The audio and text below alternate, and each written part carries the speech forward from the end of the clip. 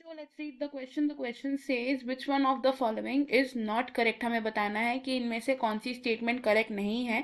A is algal blooms caused by excess of organic matter in the water improve water quality and promote fisheries. B, water hyacinth grows abundantly in eutrophic water bodies and leads to an imbalance in the ecosystem dynamics of the water body. C, the amount of some toxic substances in industrial wastewater increases in the organisms at successive trophic levels. D, the microorganisms involved in degradation of the organic matter in a sewage polluted water body consume a lot oxygen causing the death of aquatic organisms. इस question में हमारा की concept है water pollution. The key concept is water pollution. Water pollution क्या होता है? जब water की क्वालिटी डिग्रेड हो जाती है due to different causes. Statement A की अगर हम बात करें तो पहले समझते हैं कि एल्गल ब्लूम्स होते क्या हैं. लार्ज अमाउंट ऑफ न्यूट्रिएंट जब प्रेजेंट होता है एक वाटर बॉडी में, large amount of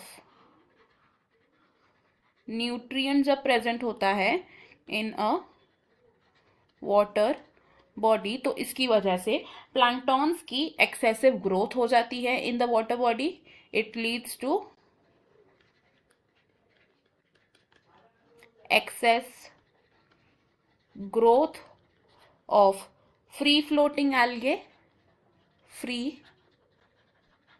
floating algae in the water body, जिसे हम एल्गल ब्लूम भी कहते हैं. एल्गल ब्लूम्स एक कैरेक्टरिस्टिक कलर देते हैं वाटर बॉडी को. एल्गल ब्लूम्स की वजह से क्या होता है? वाटर क्वालिटी का डिग्रेडेशन हो जाता है, यानी कि वाटर क्वालिटी डिटोरेट्स. वाटर क्वालिटी क्या हो जाती है? It deteriorate. एंड जो फिशेस हैं इनकी डेथ हो जाती है. तो एल्गल ब्लूम्स वाटर क्वालिटी को डिग्रेड करते हैं, ना कि उसे इम्प्रूव करते हैं. नेक्स्ट बात करते हैं स्टेटमेंट बी की. तो वाटर हाइसिंथ क्या है? Water hyacinth is a aquatic weed है ये, जो रिगरसली ग्रो करता है. That grows abundantly in eutrophic water bodies. Eutrophic water bodies में इसकी ग्रोथ बहुत ज़्यादा होती है. एंड वाटर हाइसिंथ को कहा जाता है terror of Bengal. It is terror of Bengal. Water hyacinth की प्रेजेंस से जो एक्वेटिक इकोसिस्टम है इसमें बाकी के एक्वेटिक स्पीशीज को हार्म होता है एंड उनकी डेथ भी हो सकती है. इसलिए जो वाटर हाइसिंथ है ये क्या करता है? It causes N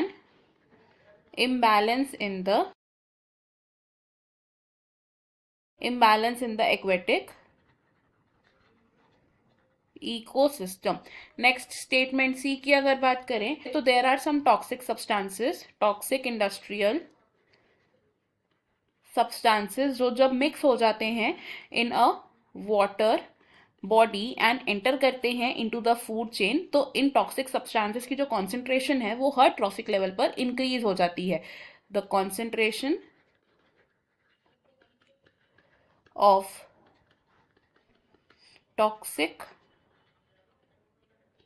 substances increases at each trophic level. और इस पूरे फिनोमेना को हम क्या बोलते हैं? It is called biomagnification. Biomagnification हम किसके लिए ऑब्जर्व करते हैं? मेनली इंडस्ट्रियल टॉक्सिक सब्सटेंसेस जैसे कि mercury and DDT. Next statement D की बात करते हैं. पॉल्यूटेड सीवेज वेस्ट वाटर में क्या होता है? ऑर्गेनिक मैटर की कॉन्सेंट्रेशन इंक्रीज हो जाती है. There is more organic matter. ये ऑर्गेनिक मैटर डिग्रेडेबल होता है एंड इस ऑर्गेनिक मैटर को डिग्रेड करने के लिए एरोबिक माइक्रो ऑर्गेनिजम्स की ऑक्सीजन डिमांड इंक्रीज हो जाती है. There is increased demand of oxygen to degrade the organic matter. There will be increased demand of oxygen to degrade the organic matter, जिसकी वजह से जो एरोबिक माइक्रोब्स इस organic matter को डिग्रेड करेंगे, ये बहुत सारा ऑक्सीजन कंज्यूम कर सकते हैं, जिसकी वजह से it can lead to the death of other aquatic organisms.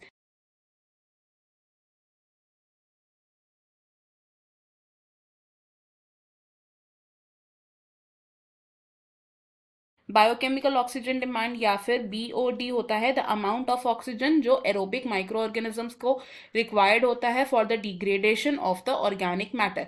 जितना ज़्यादा पॉल्यूटेड वाटर होगा BOD की वैल्यू उतनी ही ज़्यादा होगी एंड लेस पॉल्यूटेड वाटर में BOD की वैल्यू कम. हमें इनकरेक्ट स्टेटमेंट को चूज करना था. हमारी इनकरेक्ट स्टेटमेंट है statement A, because algal blooms ना तो वाटर की क्वालिटी को इम्प्रूव करते हैं ना ही फिशरीज को प्रमोट करते हैं.